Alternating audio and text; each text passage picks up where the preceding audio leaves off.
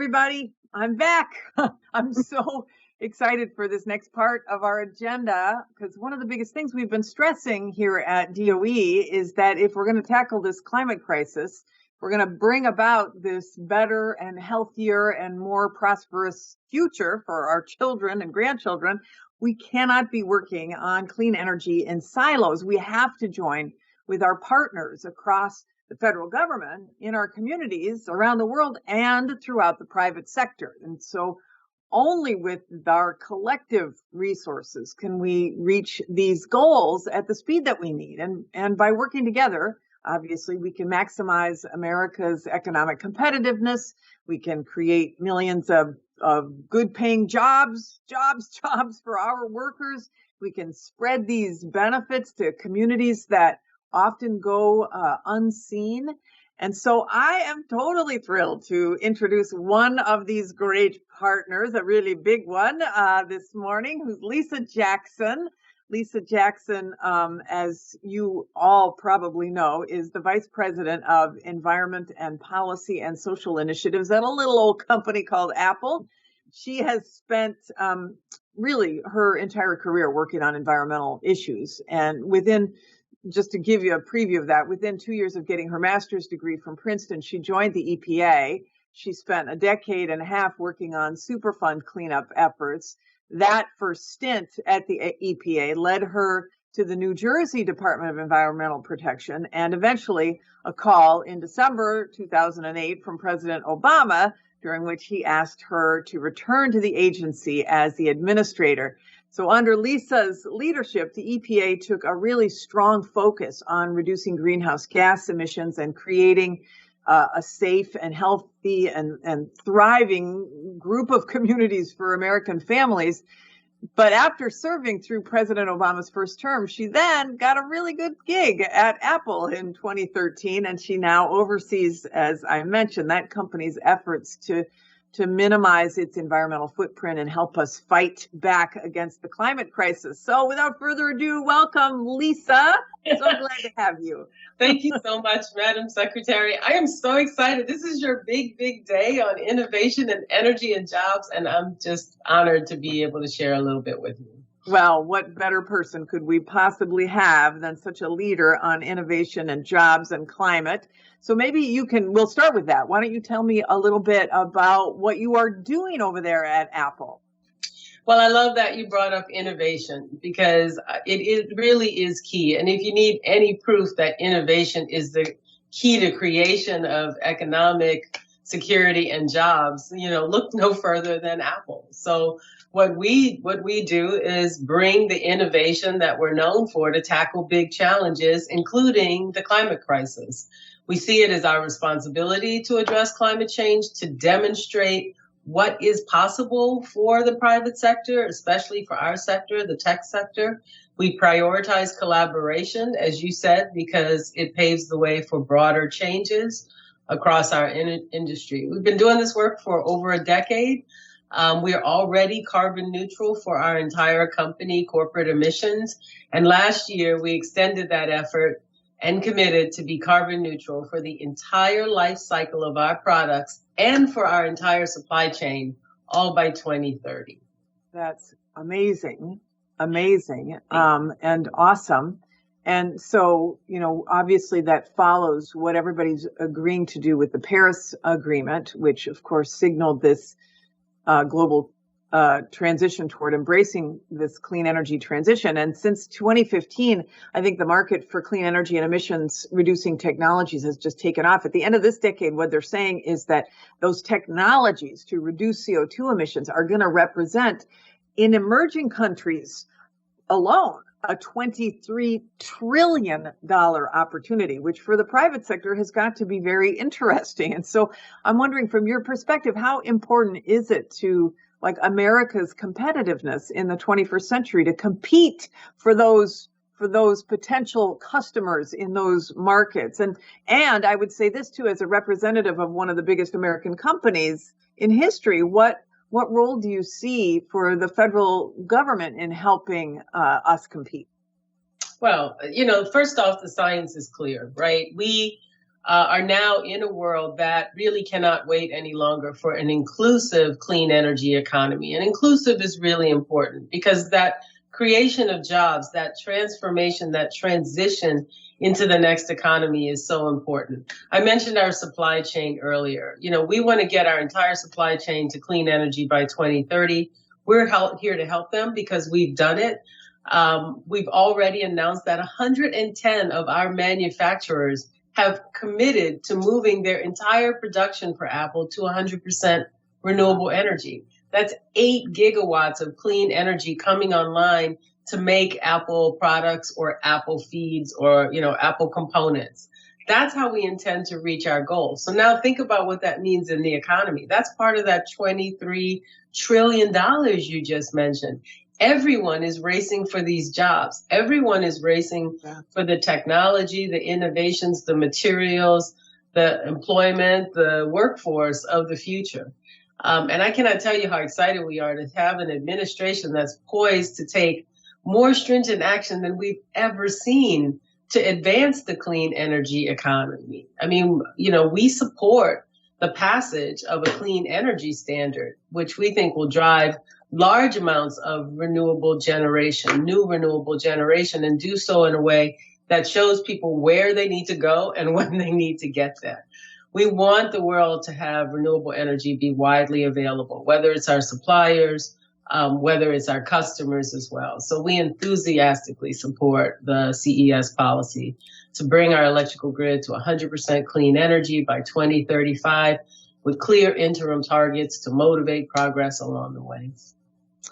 Which is amazing. And I appreciate what you're saying about this, about everybody competing for this $23 trillion market. Of course, the private sector is competing and the public sector has got to do stuff, right? To make sure that we are not just standing idly by as our economic competitors, our nation competitors vie for those particular jobs. And so, I so appreciate you saying that Apple supports the clean energy standard. It is just a critical tool for transforming the power sector, right? So absolutely. Can you tell us a little bit more, because I don't know if everyone knows how important this is and how much it will benefit our leadership around the world and for our country. Yeah, it's part of the American Jobs Plan. This is what the president wants to pass. And this is why we keep talking about his bold ambition, because it is 100% clean energy by 2035, clean electricity, and net zero carbon emissions by 2050. And so all of those technologies, whether it's generating wind or solar or geothermal or you name it, or sort of the future technologies like hydrogen, green hydrogen, or managing those CO2 emissions through carbon capture, use and sequestration, and other means to emit less or to capture and manage those emissions, including energy efficiency, by the way, are all part of what the president has put in place. And he sees it. I mean, you see these ads out there. He sees every time he hears climate, he hears jobs. It's an engine of job creation, this clean energy economy. It helps to build and upgrade the power grid. It's another piece of the American Jobs Plan, is an investment in the transmission to be able to take clean energy from places that generate it, which may be remote, to places that use it, which may be dense and bigger cities. So, and I mean, you're probably talking to me from the Bay Area, but that investment in the transmission grid, by the way, is going to help us to upgrade the power grid so that we have fewer wildfires and in other parts of the country, hurricanes, or in California, we know blackouts as a result of, a transmission grid that is on poles that were stuck in the ground in the 1950s, and we are way behind. So resilience and capacity is all part of what the president is including in this American Jobs Plan. So all of that, and I will say too, clean electricity will also power cars and trucks. American workers, like the workers at Ford, building out that new F-150, those are going to build vehicles and the batteries that power them, and renovating homes and modernizing factories, all jobs. So, that to me is very exciting. Now, I'm going to go back for 1 second, because you said at the beginning that we want to make sure that we lift up underserved communities as well. And so, as we witness this global transformation, I'm wondering how, from your perspective, we make sure that the communities that have been most impacted by climate change actually benefit from these clean energy technologies, not just having clean energy powering their homes and lowering, their energy bills, but actually opening pathways potentially for careers in clean energy and clearing, the way for local clean energy businesses. Can you say a word about that? Absolutely. I mean, obviously, government has to lead here when it comes to making sure that there's economic equity in the policies that are being promoted. I have to really tip my hat to the administration, to you, Secretary, who are thinking about who is impacted by environmental harms and realizing that, of course, we all want clean air, we want clean water, we want a future for our kids free from the crisis that is climate change and all that that means. But we also want to be able to say, wide-eyed, this is an economic opportunity for your community. It's not going to take jobs away, it's going to bring opportunity in. And so I think making our environmental work, whether it's at the government or for me at Apple now in the private sector, a force for good in people's lives, so that communities can say, net, on the whole, we are better off as a community. And that means giving those communities a seat at the table in the discussions that are happening. I can tell you what we're doing at Apple. We just launched an impact accelerator for Black and Brown owned businesses that work in the clean energy economy. And the idea is that the accelerator, one thing Apple knows a little bit about is building businesses. We do it every day with developers, with suppliers.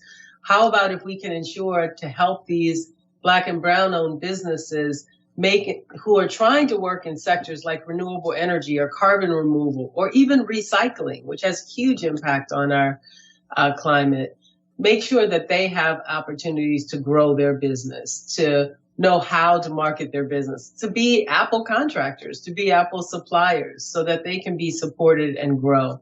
It's part of our $100 million racial equity and justice initiative. And I really feels like the intersection of my work on racial equity and justice and my work on climate change, and the companies work together. So we're really excited about it. We're about to announce our first class of accelerator businesses. And that's the kind of work we must all do together to make sure that as we grow businesses, we're all growing. All of us are benefiting by the transition that has to happen. 1,000%. I mean, that's really why the Biden administration has put into place this EJ 40, this environmental justice 40, that 40% of the benefits of the investments, for example, of the American Jobs Plan would go to communities that have been left behind. And that means communities of color. It means indigenous communities. It also means communities that are on the edge of this transition. So the fossil fuel workers who, through no fault of their own, have seen the market move away from them. And we don't want to send the message that they are, that they are left behind, or that they're any less important than anybody else who we want to see these investments come into the community for. So I'm so excited about the possibility of this clean energy space being a whole swath, unleashing a whole swath of economic opportunity in these communities. So, we're gonna see the president's plan also includes these clean energy block grants, place-based strategies to deploy clean energy in every community. We have a whole new equity office inside of the Department of Energy, headed by this phenomenal woman named Shalonda Baker, and she's creating a tool, a screen, to be able to identify which communities are the communities we really want to focus on. But, the whole point is that the president's ability, if we can get this through Congress, and all of you who are watching, if you are supportive of this big investment in our future, and that goes for the private sector too, to say you support this because it's important for the country to have the strategies that will enable us to invest. So, for example, the block grants we're talking about and the place-based strategies invest in manufacturing facilities that'll create good jobs in disadvantaged communities, or invest in a wide range of technologies so we can put oil and gas and coal workers to work. So whether it's capping abandoned oil wells or installing green hydrogen hubs in communities that have been left behind, hydrogen infrastructure, which, by the way, you have to lay pipes for. You've got to use a lot of the skills that are, commensurate with skills that many in the fossil fuel communities already have. So, it's exciting, and it's really amazing to be able to be part of that. So we're excited about it, and I want to just talk to you for 1 second, or ask you about the importance of sort of private and public sector policy joint action, since we are aligned in this. This ambitious agenda that the president has laid out is important, but it can't be solved by us alone. So I'm wondering if you can say a word about how the public and private should be working together and playing together, both established companies like Apple, but also maybe ambitious entrepreneurs that are looking for the next opportunity. Absolutely. Well, let me start with Apple. I mean, we believe strongly that we need private sector accountability. And we need to bring innovation to the table, which you mentioned already, Secretary. We are determined to do our part to fight climate change. And we also believe that transparency is an important part of this. People have been hearing about climate change and efforts for a long time, but it's really important that we build trust, and we do that through telling people what we're doing. That's why we've publicly disclosed our greenhouse gas emission data for a decade. And we believe strongly that other companies should be doing the same. We've mapped our carbon footprint across all the different scopes of emissions, and we publicly disclosed it, even when it wasn't what we wanted it to be. And what we've learned is that what you manage is what you measure. By measuring it, you start to be accountable all throughout the organization. And it really has shown us and given us a roadmap to how we're going to get to carbon neutral by 2030. We couldn't have made that pledge in good conscience if we weren't pretty intimately familiar with where our carbon emissions and our suppliers' emissions and even our customers' emissions are coming from. Public and mandatory disclosure would also create a baseline of reliable information. So if you're an investor, if you're a stakeholder and you want to follow a company and put your money in investing in companies who are doing it the right way, you would have something to do that. And we have already said that we look forward to working with the SEC on rules that would build on what we've already learned and creates a disclosure system.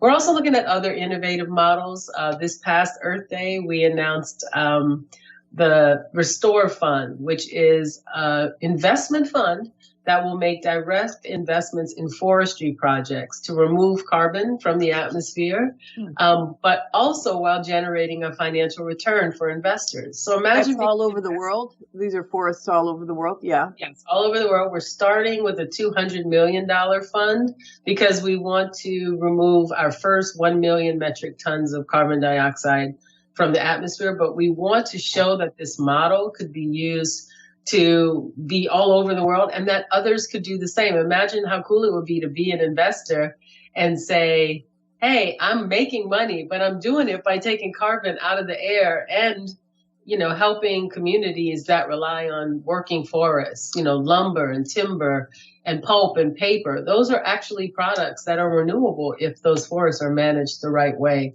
So we're really excited about that.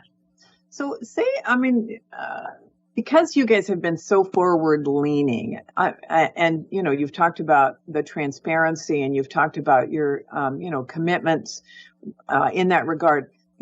Your commitment on renewable energy, for example, you've got a 2030 climate goal and a whole commitment on renewable energy. So can you tell us a little bit, first of all, I guess the first question I have is, would you say that Apple is taking those steps out of good corporate social responsibility, or is there talk about the economic case for it, if there is one?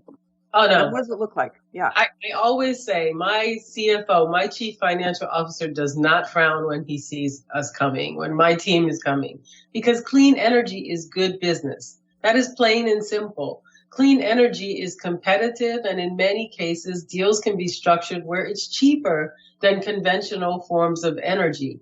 What we need is a government and systems that make it administratively easier to do so that you don't pay a huge administrative cost on top of the cost of the energy itself. We prioritized the creation of new renewable energy projects 3 years ago instead of consuming existing renewables because we wanted to show that you need to continually add clean energy to the grid so that others would have access to it, not just us. So you're generating, and are you still buying renewable energy credits too, or what? How does that work? We try to only use renewable energy credits, RECs, when we need to true up. Right now, about 83% of the renewable energy that Apple sources comes from projects that Apple created. Wow. So there's about 1.2 gigawatts operational and another 350 megawatts we have coming under contract soon. So we'll be over 1.5 gigawatts of new clean energy just for our own needs.